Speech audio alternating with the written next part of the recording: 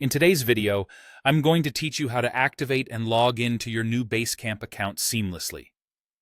Once you've signed up for Basecamp, the next vital step is checking your email inbox for a message from Basecamp.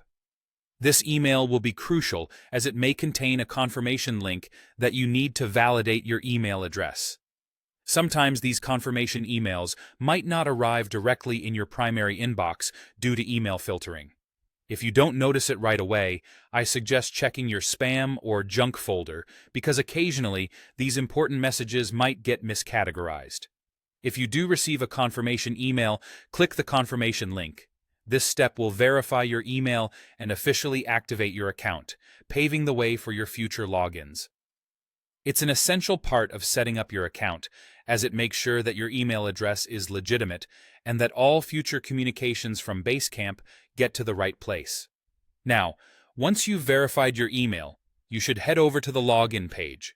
You can easily find this by looking for the Sign In option on Basecamp's main website at basecamp.com. It's a pretty straightforward process that guides you right to the login page. Here, you're going to need either your email and password or simply use Google Login if you opted for that during sign-up. Choosing Google Login can be more convenient because it bypasses the need to remember another password and utilizes the security features provided by Google. If this is your first time logging in, you might be taken to a setup or welcome screen. Basecamp does this to help guide you through the key features and tools that you'll have access to. It's a helpful walkthrough that provides a snapshot of what Basecamp has to offer and can assist in getting you quickly familiar with the platform's capabilities. Once you're logged in, you may be prompted to create your first project. Basecamp is designed around projects, making this step quite central to using the service effectively.